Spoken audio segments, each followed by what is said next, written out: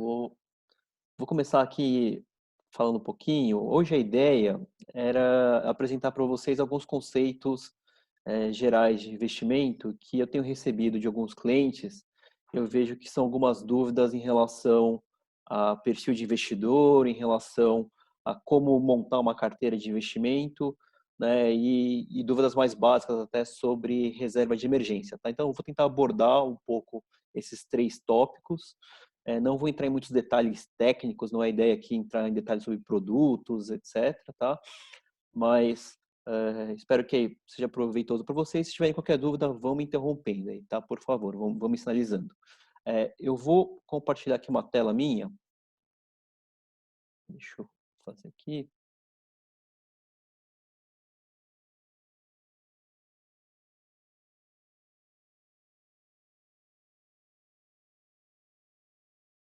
Vocês estão enxergando esse slide bem? Sim? Tá tranquilo? Beleza. Então, vou seguir aqui então, peraí. Só um segundinho.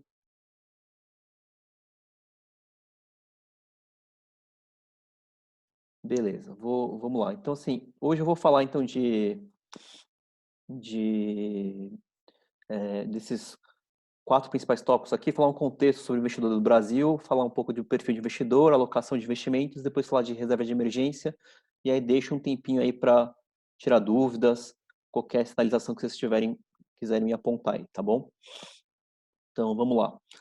Vou falar um pouco aqui de investidor no Brasil, e tem alguns dados que a Ambima, né, ela faz uma pesquisa anual. Esse ano ainda não saiu essa pesquisa, não sei se está um pouco atrasado, se deve sair, mas ela faz uma pesquisa anual para avaliar o perfil do investidor no Brasil, tá?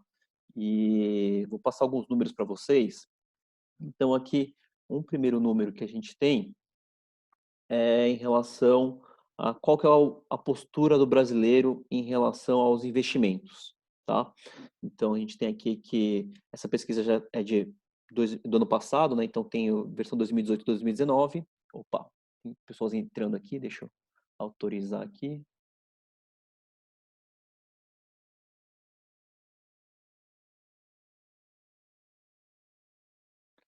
Beleza.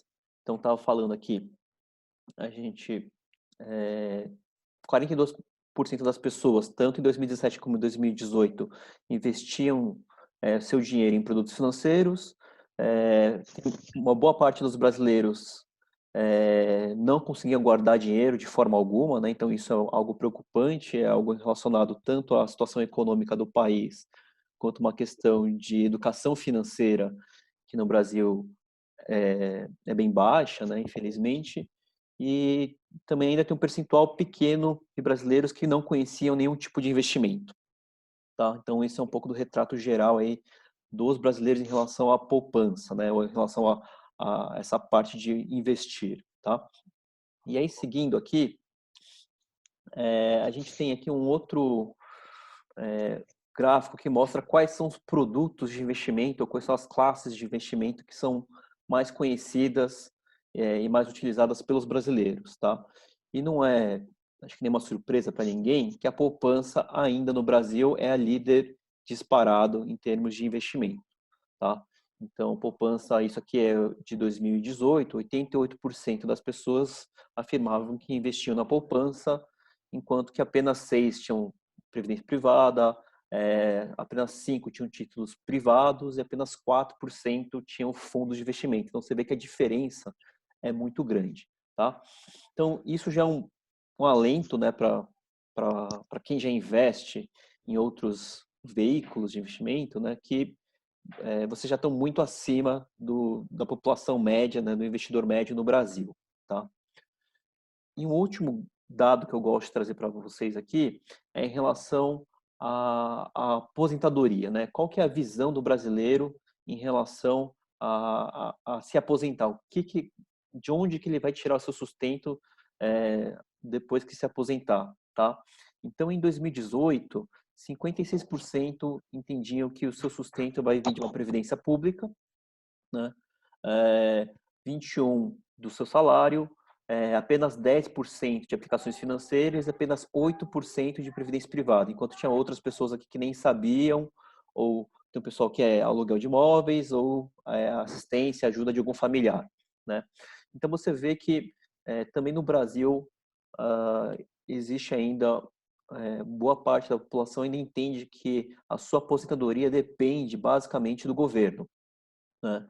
Vai vir aqui de uma previdência pública, tá? Então, esses são alguns números que eu gosto de mostrar para os clientes para terem uma visão geral do investidor no Brasil.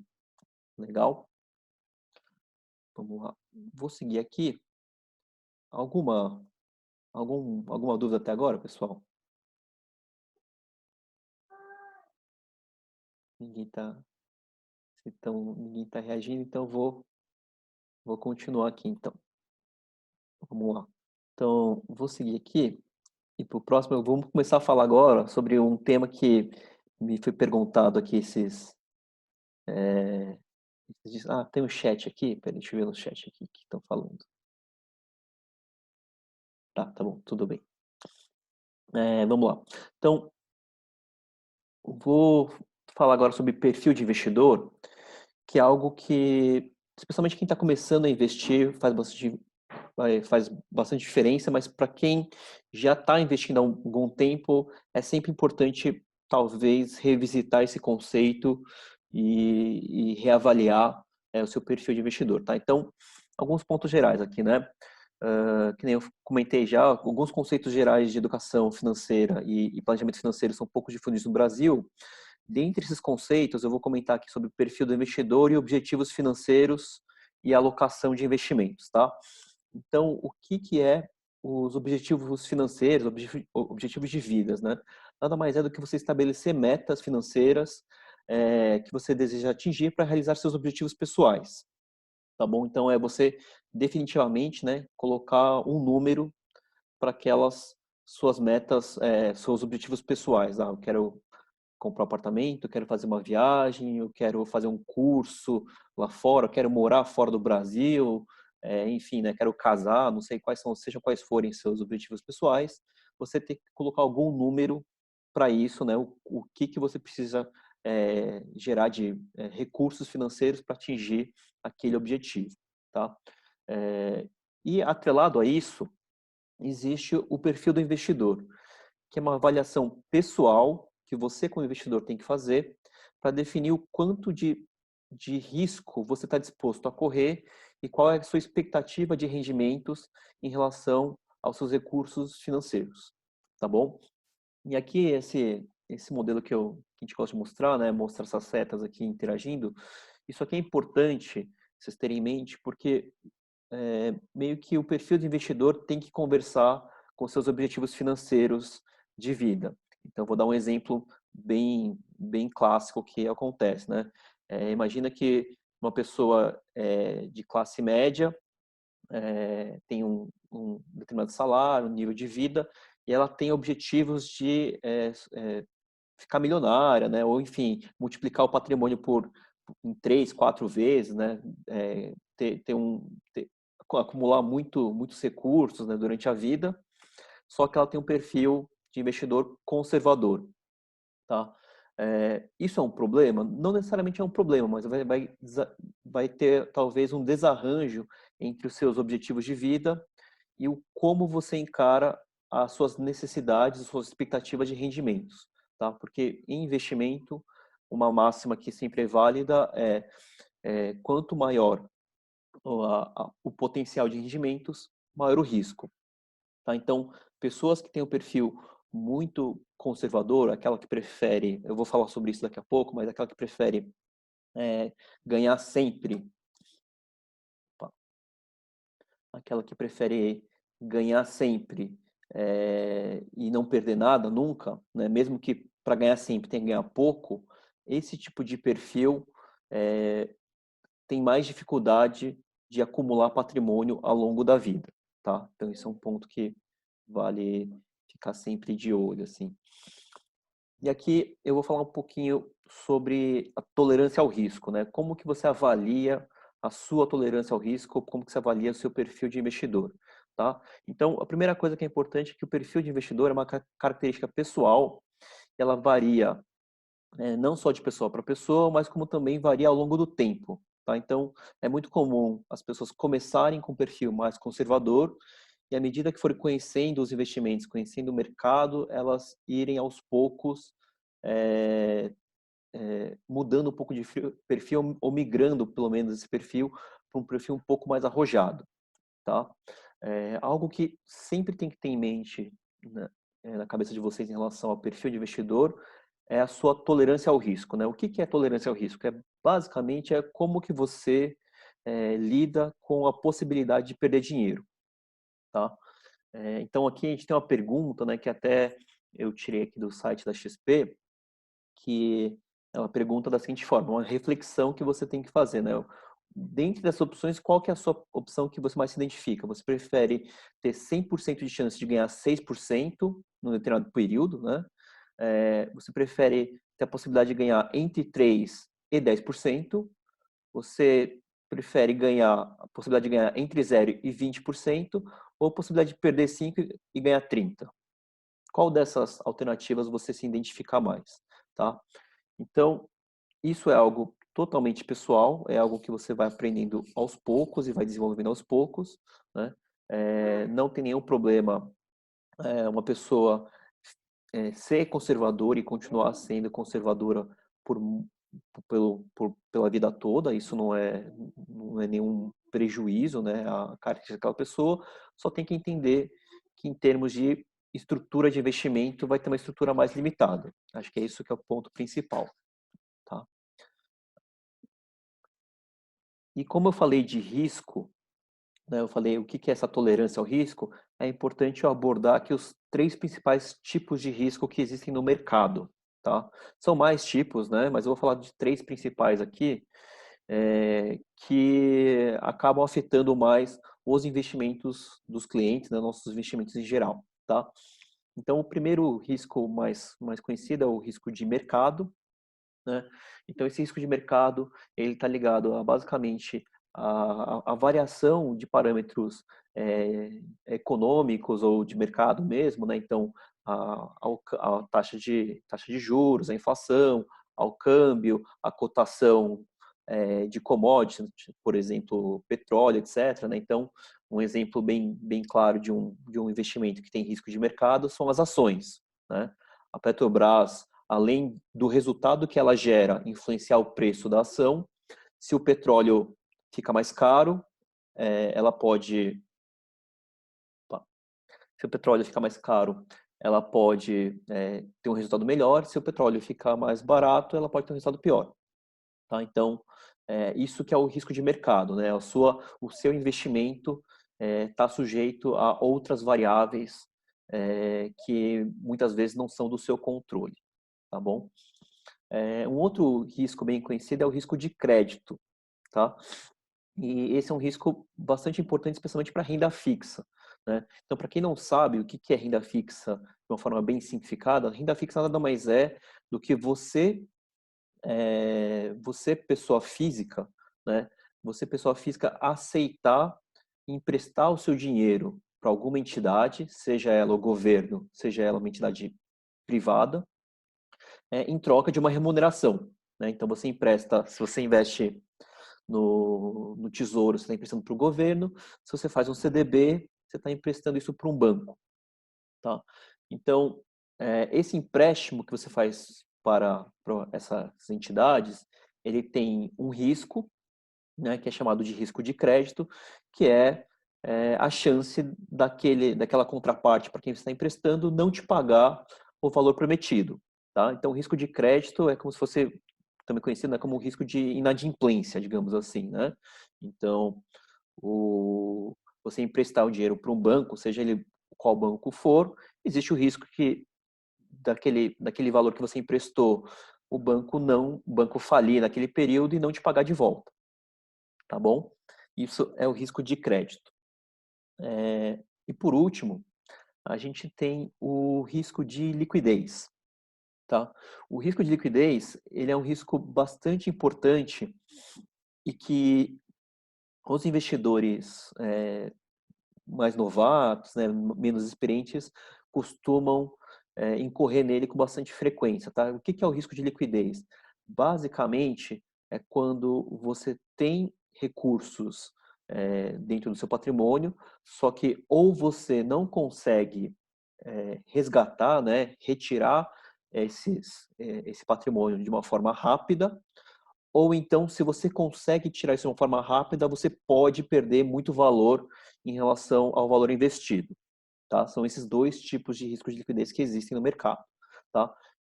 Onde que esse risco de liquidez fica mais concreto? Em duas situações bem clássicas. Né? Primeiro, alguns investimentos em renda fixa possuem um vencimento.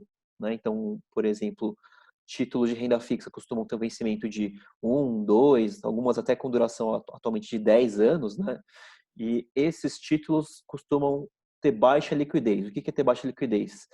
Se você precisar resgatar antes do vencimento, você provavelmente vai tomar um deságio, ou seja, se você investiu 10 mil e chegou depois de 2, 3 anos, você está com 11 mil em termos de valor daquele investimento, mas tem que resgatar antes do vencimento, em vez de você resgatar 11 mil, você vai resgatar menos. Ou seja, você vai perder valor nesse resgate. Tá? Então, isso é uma situação bastante comum. E a outra situação é quando o seu dinheiro realmente está preso por alguma condição de mercado que você não consegue vender ou não consegue resgatar aquele investimento. Tá? Isso é bastante comum para quem investe em imóveis. Né? Então, eu já atendi clientes que tinham um patrimônio muito grande, tinham mais de milhões de reais de patrimônio, só que boa parte desse patrimônio estava investido em imóveis, né? E esse cliente teve algum problema pessoal, financeiro, e precisava de 200 mil reais no curto prazo, só que ele tinha apartamento que valia mais de 1 milhão de reais. E para vender um apartamento de mais de 1 milhão de reais, dependendo do período, você vai demorar aí 2, 3, até um período maior de tempo. Então não adianta nada você ter um patrimônio alto, mas sem liquidez, que você não consiga converter ele facilmente em dinheiro, tá bom? Então, esses são os principais riscos que é importante todo mundo ter consciência. E aqui eu vou falar finalmente sobre os perfis de risco, tá? Então, essa aqui é a classificação que é utilizada na XP, é utilizada em outras corretoras também, tá? Existem outros tipos de denominação de perfil de risco, mas isso aqui acho que é o mais comum, tá? Que é o perfil conservador, moderado e agressivo, tá? Então, vou falar do perfil do conservador para agressivo, né? Então, o perfil conservador é aquele perfil em que você vai investir em produtos de baixo risco, porque para esse investidor o mais importante é ganhar sempre. Essa é a frase-chave para esse investidor, tá? Eu não aceito muito bem ter qualquer tipo de perdas na minha carteira. Eu quero sempre ganhar alguma coisa, tá? É natural que esse tipo de investidor conheça a poupança, né? Porque a poupança é um investimento bem conservador. O problema da poupança é que ela rende muito abaixo em relação a outros investimentos que são tão seguros quanto a própria poupança, tá? Então, tem que tomar um cuidado com isso, né? A poupança efetivamente é um dos piores investimentos que a gente tem no mercado, tá? O perfil moderado, ele é um perfil que a gente chama de transição e é onde a maioria dos investidores acabam ficando por mais tempo, que é um perfil onde o investidor ele já se acostumou com a renda fixa, mas ele quer ter algum tipo de ganho maior do que a renda fixa pode fornecer, sem correr os mesmos riscos de um investidor mais agressivo, tá bom? Desculpa. Então, esse tipo de investidor, ele já começa a olhar alguns outros produtos de renda variável. Então, ele pode começar a olhar fundos multimercado, fundos de ação ou fundos imobiliários como opções para compor a sua carteira de investimento, mas como que ele regula o seu perfil, esse perfil de risco, né? Ele vai ainda ter boa parte do seu patrimônio em renda fixa, vai ter lá em torno de 70% do patrimônio em renda fixa, mas ele pode ter já uns 20, talvez até 30% já em renda variável, tá? Então é assim que esse perfil do investidor acaba controlando o risco. Ele avalia assim, o quanto que eu estou disposto a correr de risco do meu patrimônio como um todo para ter uma rentabilidade maior. É 10%? É 15%? Então, esse é o valor em que ele vai tirar da renda fixa e começar a investir em outros produtos, tá bom? E por último, vem o perfil agressivo, né, que em geral, é um perfil de um investidor mais experiente, que conhece melhor o mercado financeiro, então ele já entende a dinâmica de volatilidade do mercado, ele já entende que os investimentos em geral têm que ter uma visão mais de longo prazo, né? Então, esse investidor acaba se focando mais em renda variável do que na renda fixa, então ele acaba, às vezes, tendo uma carteira em torno de 60%, às vezes, em renda variável e um valor menor em renda fixa, basicamente é a reserva de emergência dele, tá bom? Depois eu vou mandar aqui esse link para vocês. É um link do site da XP. Aliás, eu recomendo vocês, quem tiver dúvidas, acessar esse site Conteúdo XP, que tem bastante artigos, bastante guias até de investimento bem básico, que são bem úteis aí para quem está começando, tá? Mas eu caminho isso aqui porque aqui tem boas definições sobre cada um desses perfis e até alguns exemplos mais práticos aí sobre a definição do perfil de investidor. Tá ok? Até aqui, pessoal. Deixa eu voltar aqui para dar um stop aqui para ver vocês um pouco aqui. Como é que tá até agora? Tudo bem, pessoal? Tá tranquilo? Sim? Beleza. Então vou voltar aqui para minha tela aqui. Se tiver alguma dúvida, vai buzinando aí, hein? Vamos lá.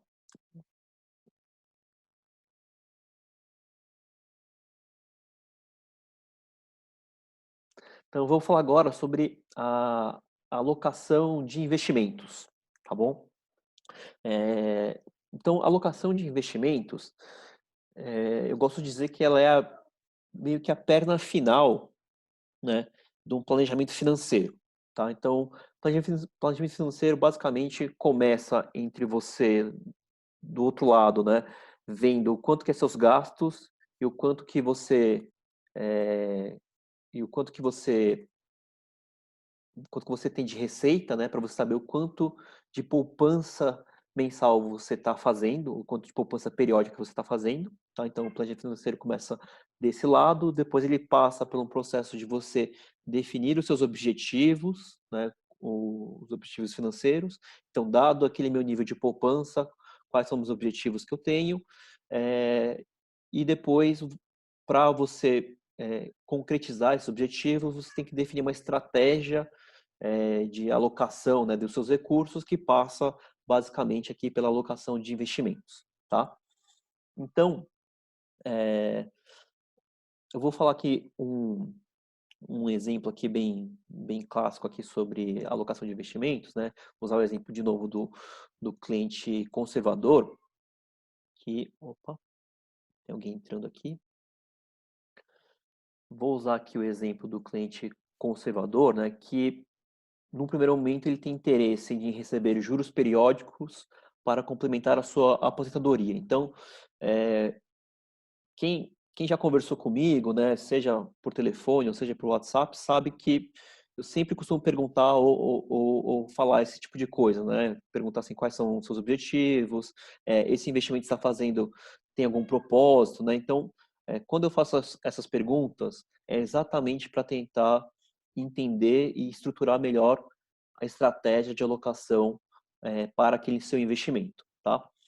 Então, se um cliente me fala, eu consigo descrever um cliente dessa forma, então, pelo perfil conservador, eu sei que o foco de investimentos que eu vou dar para a carteira dele tem que ser em renda fixa, né? E como ele falou que ele tem como objetivo complementar a aposentadoria, eu tenho que avaliar quais são as opções de investimento dentro de renda fixa que podem gerar algum rendimento periódico, né? Esses são os juros periódicos, tá?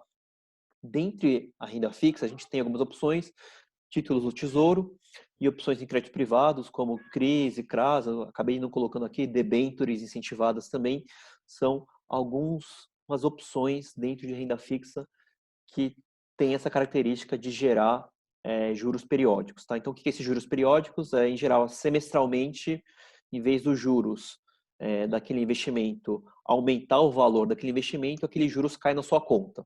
Tá? Então, é como se fosse uma renda que você tem mesmo. Legal? Tá? Então, aí vou passar aqui. Eu não sei se esse slide aqui vocês vão conseguir enxergar no mesmo nível de detalhe. Se até me dá um alô aí, se vocês estiverem conseguindo enxergar ou não. Mas ele até um slide assim que eu costumo mandar para para os clientes, né? Então, sempre que eu converso com o cliente, faço as primeiras conversas e ele já fala que vai mandar algum valor para a XP para a gente começar a alocar esse valor na carteira, eu mando esse modelo aqui de distribuição patrimonial, tá? O que esse modelo ajuda? O que ele traz de informação importante para você? Acho que a primeira informação importante que ele traz para você é que você deveria, né, todo mundo deveria dividir o seu patrimônio, né, os seus investimentos em pelo menos aqui 5 caixinhas, tá? Essas caixinhas começando lá da esquerda para a direita aqui, né? A segurança imediata, que é o que eu vou falar em mais detalhes daqui a pouco, né? Que é a reserva de emergência, projetos para curto prazo, para médio prazo, longo prazo e projetos para aposentadoria. Tudo bem? Obviamente que isso aqui varia um pouco de acordo com o estágio de vida de cada um, né? Então, pessoas que estão mais próximos de se aposentar, às vezes não vai fazer sentido ter um investimento de muito longo prazo, tá? Fazer já investimentos visando essa aposentadoria que está mais próxima mesmo, tá?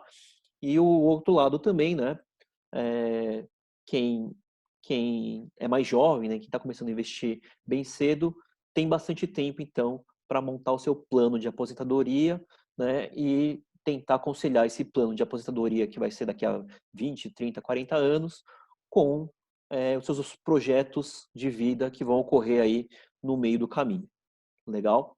Então, esse é um esquema bastante interessante. Então, quando você começa a montar seus investimentos, você deveria ter uma certa clareza em relação a esse investimento que eu fiz, está ligado a esse projeto ou esse objetivo que eu tenho na minha vida, tá bom? Isso facilita bastante para o cliente até ele a mensurar o resultado ou avaliar melhor o desempenho da carteira dele. Tá? Esse acho que é o primeiro ponto importante desse modelo aqui.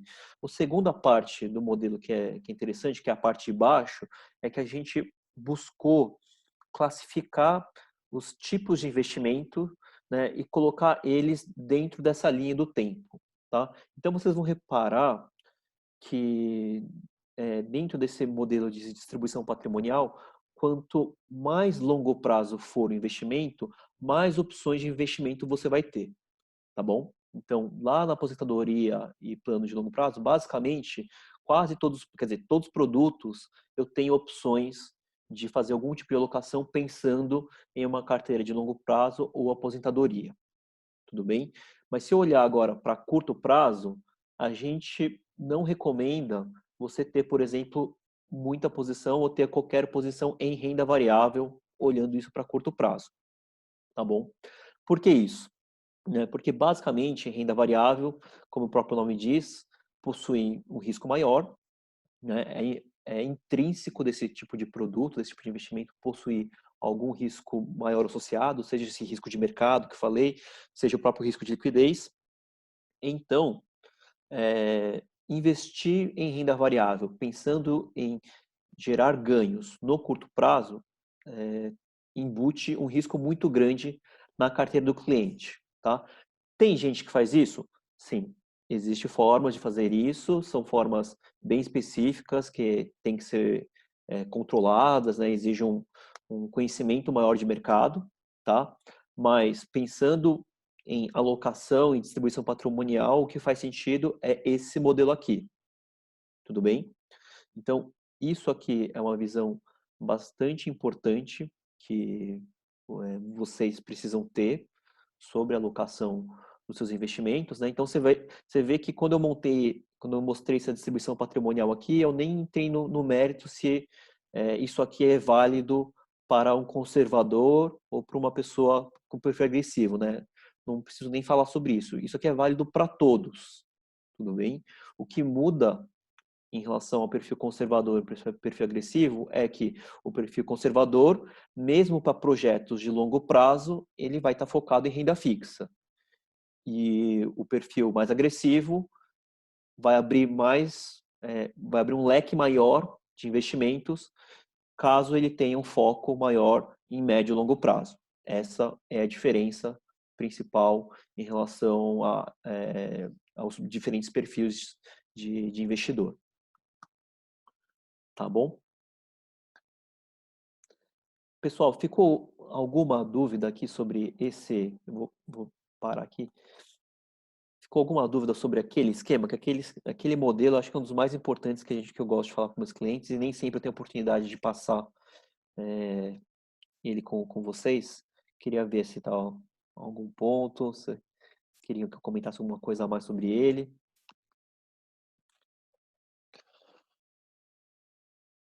Maravilha, vamos lá. Então, se tiver, por favor, só sinalizar para mim, qualquer coisa eu volto nele, tá?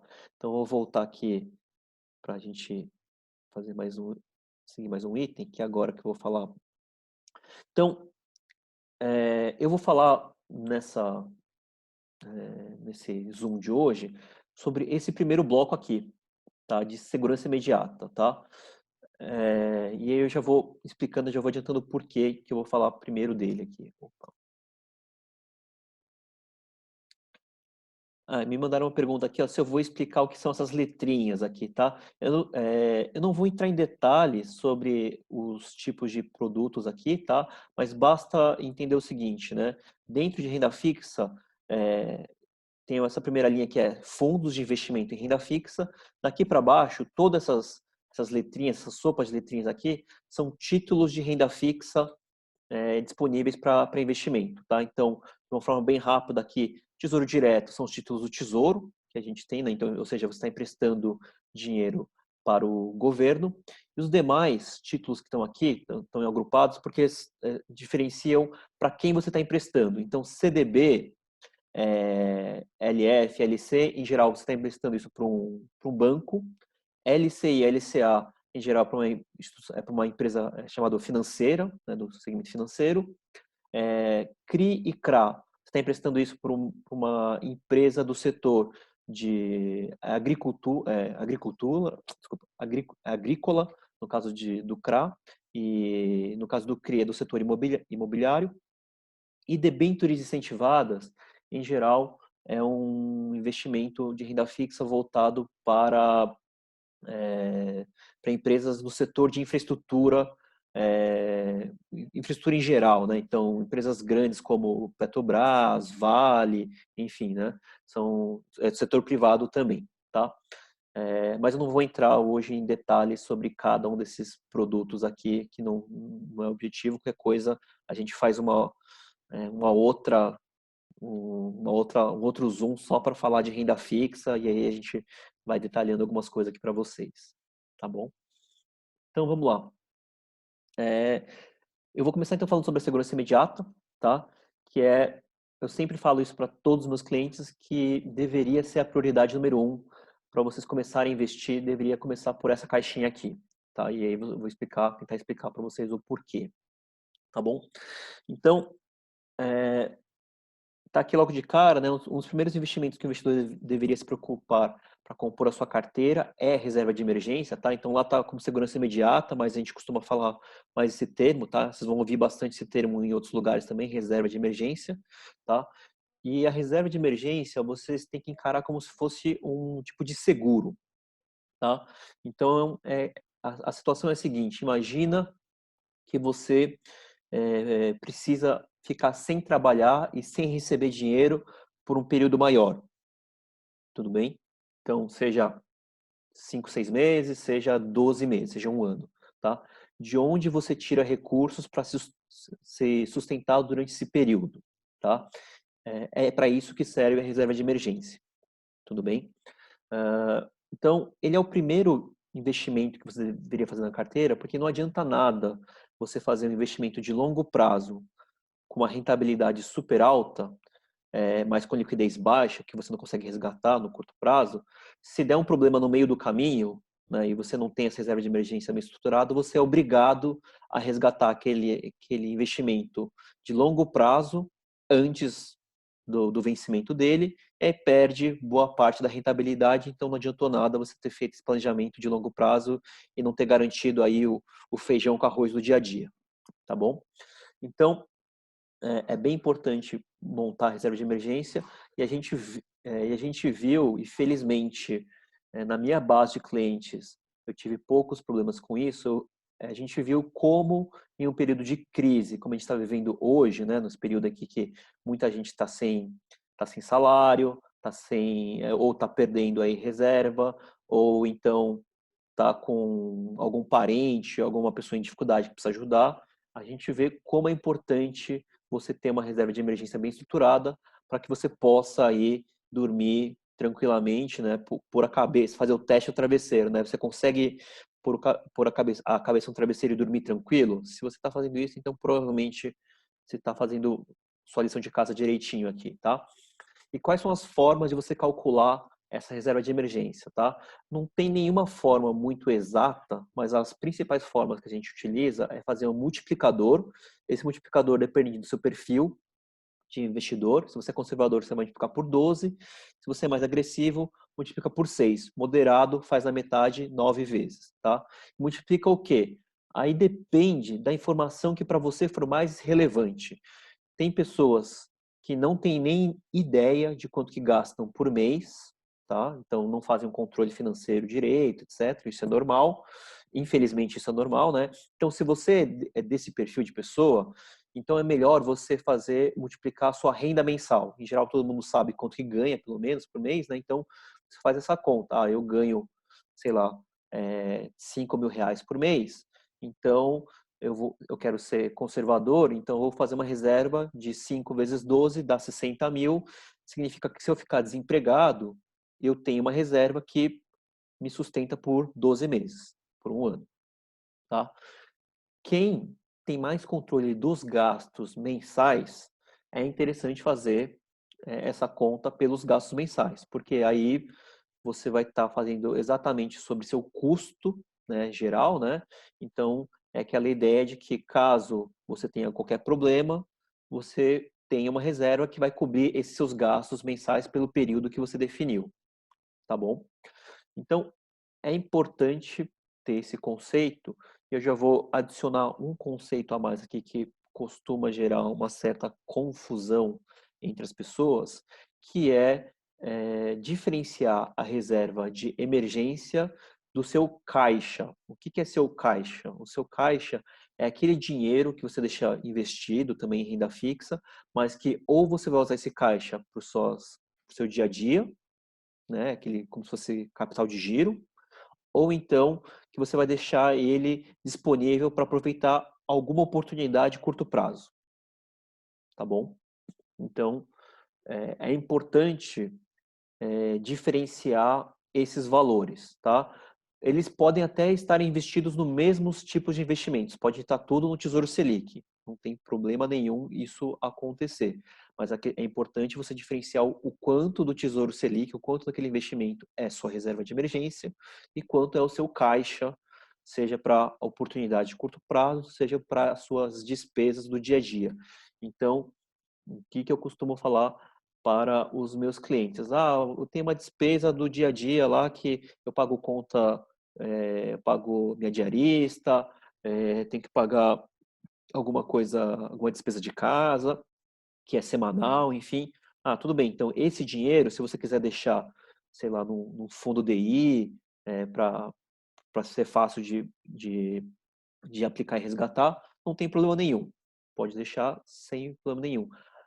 A única coisa que eu falo é não deixe, não caia na tentação de começar a queimar esse valor e começar a usar a sua reserva de emergência para aproveitar alguma oportunidade, tá? Tem que tomar um cuidado com isso, porque eu já vi alguns casos, né, de clientes um pouco mais antigos, especialmente no ano passado, que foi um ano muito bom para os investimentos, que ele tinha uma reserva muito boa e não estava conseguindo mais fazer aporte, que já é um mau sinal. E aí eu mandava para os clientes, né, as ofertas de investimento e falava assim, o que você acha? Eu vou tirar aqui 15 mil do meu reserva, aproveitar essa oportunidade para investir nesse fundo. O que você acha? Né? Eu sempre ponderava para ele que se ele tivesse uma emergência, ele estava diminuindo o cobertor dele. Então, se ele está ciente disso, sem problema nenhum, tá bom? Eu vou falar aqui agora sobre características, né? O que uma reserva de emergência tem que ter de característica importante e o que ela não deve ter ou o que você não deve se preocupar para uma reserva de emergência, tá? O César perguntou aqui, ó, qual a vantagem de retirar o caixa da conta do banco tradicional e deixar uma aplicação? A aplicação rende um pouco mais do que o banco tradicional, apenas isso? É, então, César, uh, vou dizer assim, da conta do banco tradicional, sim, é, as contas de bancos tradicionais, apesar de elas terem algum tipo de remuneração, né, a remuneração que ela tem costuma ser mais baixo do que a poupança, tá? Então eu vou dar alguns conceitos aqui, né, não queria entrar nesse detalhe, mas falar alguns conceitos assim, gerais, assim, renda fixa, até vou falar aqui na verdade nesse material, mas a renda fixa ou a reserva de emergência deveria te dar uma rentabilidade em torno de 100% do CDI, tá? Então, pode ser um pouquinho abaixo, né? Ou, se puder um pouquinho acima, melhor também, mas bem próximo 100% do CDI. Ah, deu 98%, 95%, até aceitável, beleza. É uma boa reserva de emergência, é um bom produto para investir. Aí, a sua pergunta, né? A conta do banco tradicional. Então, em geral, a poupança, em geral não, desculpa, a poupança rende 70% do CDI, tá? Isso é regra da poupança, ela vai render 70% da taxa de juros, tá? Que hoje está em 3%, né? Então, a poupança hoje vai render 2,1% ao ano, tudo bem? E essas contas de banco, o que eles fazem, na verdade, eles simulam como se fosse esse fundo DI, que seria um fundo de investimento em renda fixa, né? Mas eles cobram uma taxa de administração super alta. O que é uma taxa de administração, né? É um custo que você paga pela gestão daquele produto, tudo bem? Só que qual que é o problema para esse produto de renda fixa do banco em geral, né? Às vezes você tem essa conta essa conta tradicional que ela até pode render, vai próximo do 100% do CDI. Vamos colocar que ela renderia 100% do CDI. Só que você paga em cima desse 100% do CDI uma taxa de administração que pode chegar às vezes eu já vi até quase 3%, tá? Agora acho que não tem 3%, mas deve ter aí pelo menos 2%, tá? Se for uma taxa de administração de 2%, se essa taxa de administração é ao ano cobrada, né? Então significa o quê? Que aquele investimento que renderia 3% ao ano, descontando os 2%, vai render 1%. Então, na verdade, o seu valor na conta lá que rende qualquer coisinha pode estar rendendo, na verdade, menos que a poupança. E muitas vezes acontece isso, tá bom? Então é por isso que a gente é um pouco reticente em deixar o dinheiro parado em conta. Pode deixar dinheiro parado em conta? Obviamente, eu também deixo alguma quantia, mas uma quantia pequena. É aquela que eu uso para fazer algum saque, porque às vezes eu vou em alguns lugares em que eu dou preferência para usar dinheiro, enfim, qualquer coisa nesse sentido, beleza, deixar um pouco de valor, mas deixa o valor menor possível, né? Por isso tem que ter algum controle de gastos para você não perder dinheiro à toa, porque qualquer investimento hoje que rende muito, muito abaixo do 100% de CDI, sendo o CDI que é um valor bem baixo, você já vai estar perdendo dinheiro aí, tá bom? Então, acho que espero ter respondido a pergunta aí. Vamos lá. Então, o que uma reserva de emergência tem que ter como características principais, tá? A primeira, mais clara, que é a liquidez alta. Liquidez alta traduz como facilidade de resgatar em no máximo um dia útil, ou seja, pede o resgate hoje, tem que cair na sua conta no máximo amanhã, tudo bem? Então, essa é uma característica que você não pode abrir mão da sua reserva de emergência, legal? A segunda é a segurança. Segurança se traduz como risco ou volatilidade próxima de zero. Tá? Nunca vai ser zero, tá? Até investimentos de renda fixa possuem alguma volatilidade, é importante entender isso, tá? Mas que isso seja bastante previsível, tá? Então, quais são as boas reservas de emergência? Coloquei entre aspas aqui, né? Boas produtos de reserva de emergência. Tesouro Selic, CDB com liquidez diária, então é importante entender isso, tá? Tem CDB que tem liquidez diária, ou seja, eu posso resgatar a qualquer dia, e tem CDB que não tem liquidez nenhuma, ou seja, você só poderia resgatar no vencimento, seja ele qual for. Se for daqui a 5 anos, só poderia resgatar daqui a 5 anos, tá? E um outro tipo de fundo, que é um fundo de investimento chamado de fundo DI. O que é um fundo DI? O fundo DI nada mais é do que um fundo de investimento em que o gestor investe os valores que ele recebe em produtos atrelados à taxa básica de juros, que é a Selic, né, ou CDI, tá? Então, o que o cara faz? Ele pega, você coloca dinheiro lá no fundo de investimento e ele pega esse dinheiro e distribui isso em diversos produtos, pode ser Tesouro Selic, pode ser CDB, tudo bem? Qual que é a ideia, qual que é a diferença principal entre esses três tipos de investimento aqui? O Tesouro Selic, entre os três, ele com certeza é o mais seguro de todos, porque ele é garantido basicamente pelo governo, então ele só vai quebrar, ele só não vai te pagar se o governo quebrar ou se não existir mais Banco Central, né? Não tiver alguém do Banco Central para imprimir dinheiro para poder pagar os seus credores, tá? Então é bem difícil acontecer, tá? Mas eu vou falar para vocês que já aconteceu, assim, ano passado, na Argentina, teve um caso aí de que o governo argentino simplesmente não tinha dinheiro para pagar alguns títulos do Tesouro Nacional, tá? Então, pode acontecer? Pode acontecer. O risco é baixo? É muito baixo, tá? O CDB, que nem eu falei, é um empréstimo para um banco. Então, você emprestar dinheiro para um banco, pode ser de grande porte ou pode ser de pequeno porte, tá? Qual que é a diferença entre emprestar dinheiro para um grande banco ou para um banco pequeno? Basicamente, está ligado ao risco, né? Então, se emprestar dinheiro para o Itaú, é muito difícil o Itaú quebrar. Se você emprestar dinheiro, sei lá, para o banco, não estou dizendo que seja um banco ruim, tá, pessoal? Mas vou colocar um banco menor porte aqui, né? Banco Pan-Americano, BS2, enfim, né? São bancos menores. O risco de quebrar deles é maior.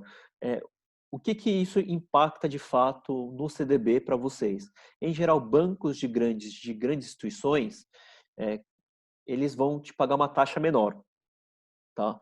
Por que eles vão te pagar uma taxa menor? Porque para eles, né, para captar esse dinheiro, para captar esse dinheiro, né, o Itaú, todo mundo conhece o Itaú, todo mundo sabe da capacidade daquela instituição, né? Então ele tem facilidade de captar dinheiro no mercado. Então ele não precisa pagar muito, não precisa pagar um prêmio muito alto para captar esse dinheiro, tá? Enquanto que um banco menor já não, né? Um banco menor, para valer a pena você investir naquele banco com risco um pouco maior, ele tem que te pagar mais, né? Então o que é comum a gente encontrar?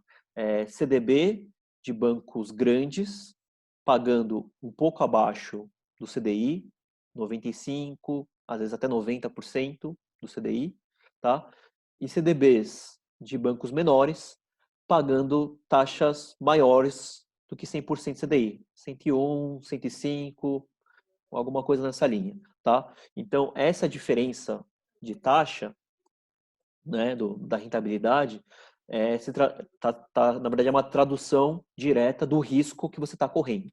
Tá? A Neuza aqui me perguntou aqui se é possível escolher o CDB do banco. Tá? Na XP, a XP ela possui diversos emissores bancários cadastrados e parceiros.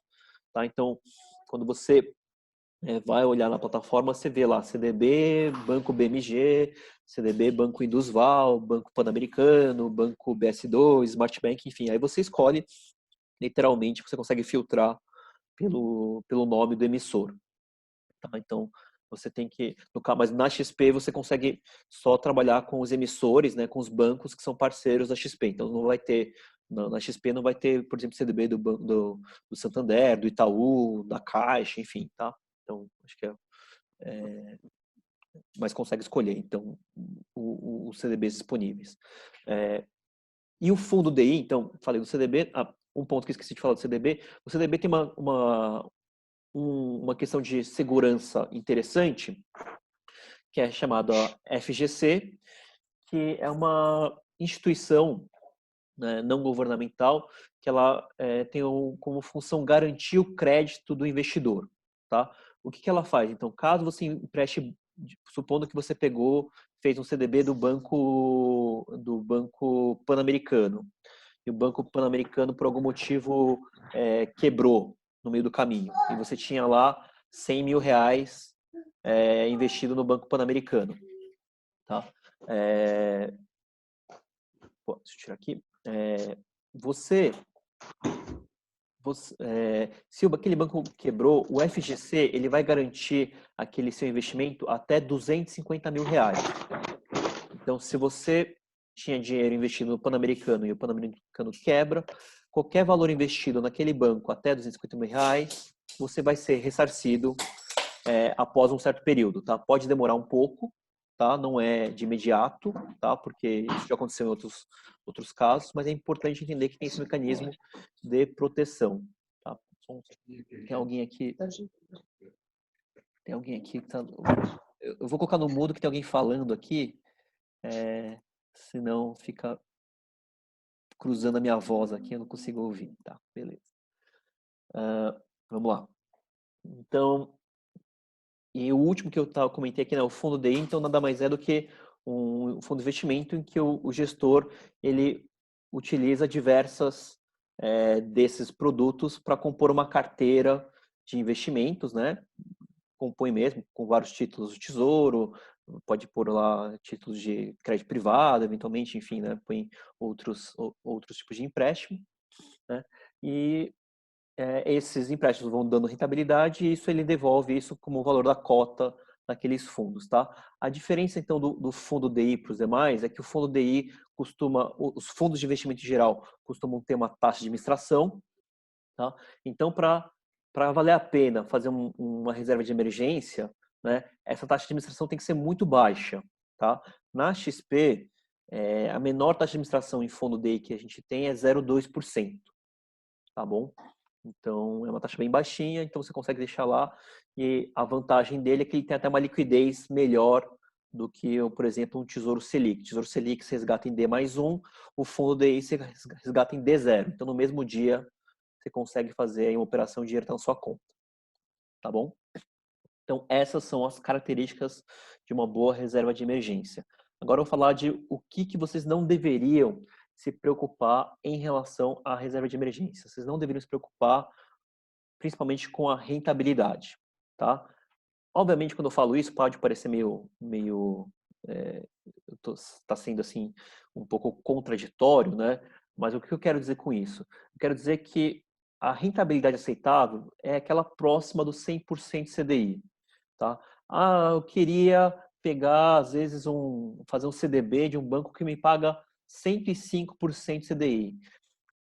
Tem que avaliar a qualidade daquele banco, né? Então, às vezes, acontece no mercado, tá? Isso é importante vocês entenderem, acontece, às vezes, de ter títulos disponível para o investidor de emissores ruins, de emissores que podem não ter a melhor nota de crédito possível, né? E aí você pode estar colocando em risco o seu investimento por conta de 5% do CDI. 5% do CDI hoje é 0,15%. Então tem que avaliar, será que se eu ganhar 0,15% a mais ao ano, compensa o meu risco? Né? É isso que a gente chama então de avaliação de risco-retorno. Né? Eu vou ganhar 0,15% a mais, mas eu tenho chance daquele banco quebrar e talvez eu não perca tudo, mas a minha reserva de emergência fique travada por algum tempo até aquele banco me ressarcir do meu investimento. Valeu a pena correr esse risco? Eu, em geral, acredito que não, tá? Então, por isso que eu falo que você não deve se focar na rentabilidade da sua reserva de emergência. Ela tem que, sim, dar próxima do 100% do CDI, mas não tente fazer movimentos mirabolantes de, consegui aqui um CDB me pagando 140% do CDI com liquidez diária. Se você encontrar isso algum dia, desconfia, tá? Desconfia porque tem alguma coisa estranha aí no meio, tá bom? Quais são os investimentos que são ruins como reserva de emergência?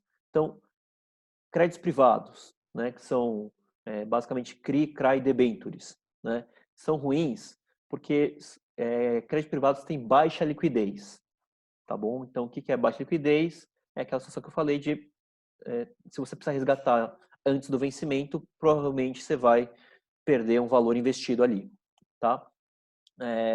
Fundos multimercados e fundos de ações também são opções ruins, porque além de ter um risco alto, a maioria desses fundos multimercados e fundos de ações possui uma liquidez de 30, ou seja, você pede para resgatar hoje, cai na sua conta daqui a 30 dias, tá? Então, para emergência, não adianta nada, você não consegue falar para emergência esperar um pouquinho, esperar 30 dias para ela vir, né? Ela vem na hora que ela quiser.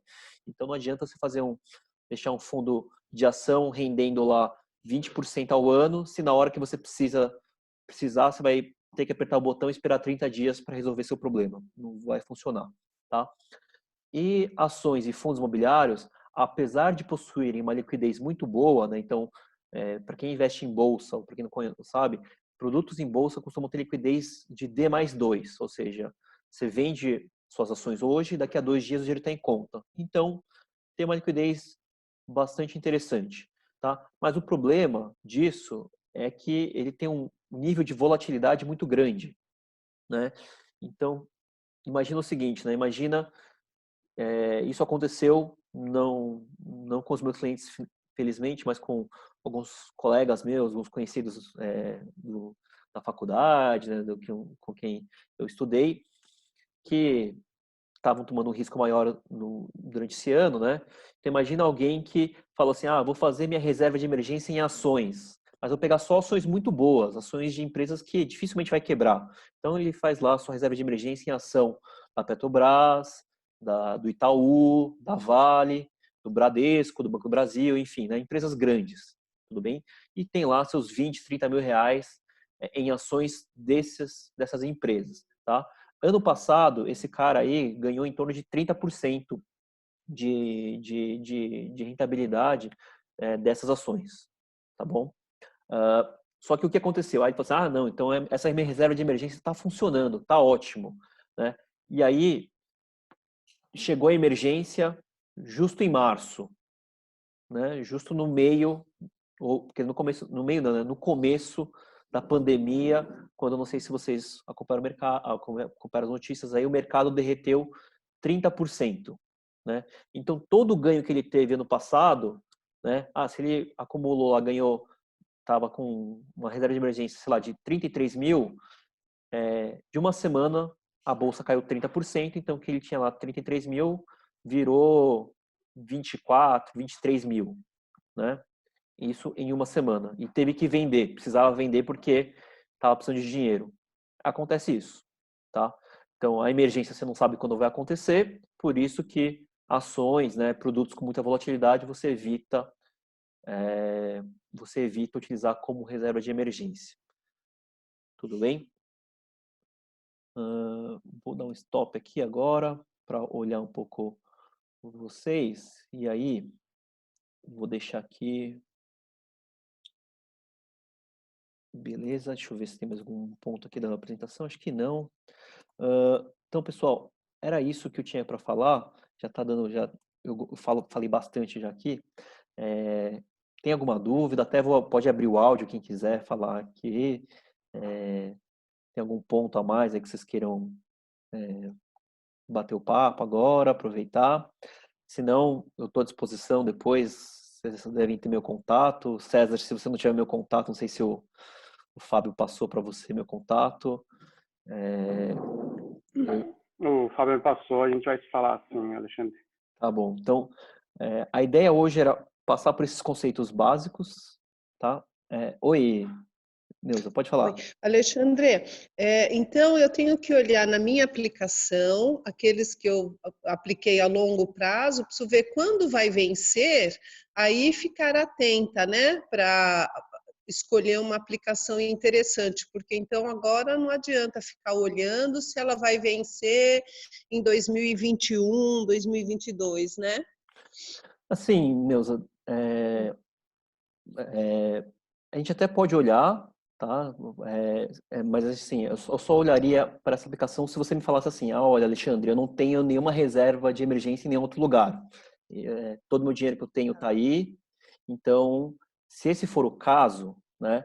Então, vale a pena a gente olhar, sim, esses seus vencimentos agora, mesmo que você não vá resgatar eles no curto prazo, mas é para a gente ver quais são as opções que a gente tem para recompor a sua reserva de emergência.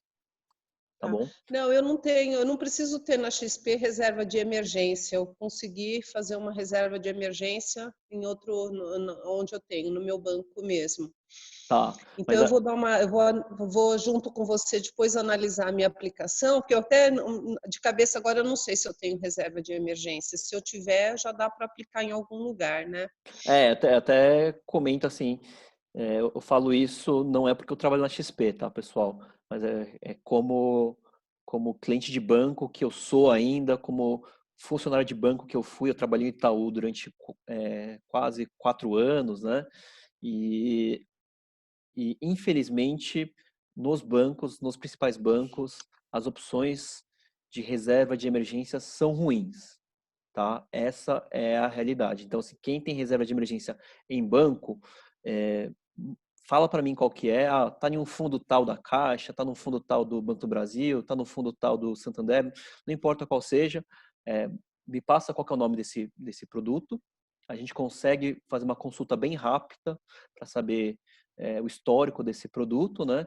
E passar para vocês a informação que acho que é do interesse de vocês, para vocês avaliarem se faz sentido ou não manter essa reserva de emergência, talvez em um produto que não esteja rendendo próximo do 100% CDI, tá? Eu mandei para meus clientes, acho que no final do ano passado, no começo desse ano, é feito todo ano uma lista dos piores fundos de renda fixa do mercado, tá? Tem fundos de renda fixa aí que são, é, desculpa não ter outra palavra para falar, mas são criminosos, tá? Fundos de renda fixa em que quando a taxa Selic estava 7%, o fundo de renda fixa cobrava 5% de taxa de administração. Aí a taxa Selic caiu para 4%, a taxa de administração caiu para 3,5%, né? Ou seja, não adiantava nada, né? Você deixava lá o seu investimento, ele rendia 1% ao ano, 0,5% ao ano, né? Não importando qual que era o valor da Selic no momento, tá? Isso aconteceu. Alguns, felizmente, com a maior informação do mercado agora, alguns bancos estão se movimentando para melhorar os seus produtos de investimento, tá? Mas a gente ainda vê muito cliente com dinheiro aplicado em produto que rende abaixo da poupança. E aí não faz nenhum sentido. Obrigada, Ok, Alexandre. tá bom? Pessoal, se alguém tem mais alguma dúvida, algum ponto? Não? Então, eu vou encerrando por aqui, pessoal. Eu agradeço bastante aí a participação de vocês. Quem tiver dúvida, tem meu contato, só mandar mensagem para mim, né? Eu respondo direitinho, a gente vai conversando, tá? E a ideia nesse período de quarentena, né? Como é mais difícil a gente se encontrar, se reunir, a gente gosta de fazer alguns eventos e convida os clientes, né? Como a gente não consegue fazer essa dinâmica presencial, a gente vai buscar fazer esses Zooms aqui mais privados, só com os clientes mesmo, para que vocês tenham mais liberdade até de conversar, tirar dúvidas com a gente, tá bom? Tá certo. Então, espero que vocês tenham aproveitado e aí qualquer coisa, estou à disposição de vocês aí. Legal? Tá, joia. Obrigada, Alexandre. Tchau, tchau, então. Tchau, pessoal. Tchau para vocês, todo mundo. Boa noite para todo mundo aí. Boa noite, Tchau, Alexandre. tchau. Obrigado. Boa noite. Obrigada. Até mais.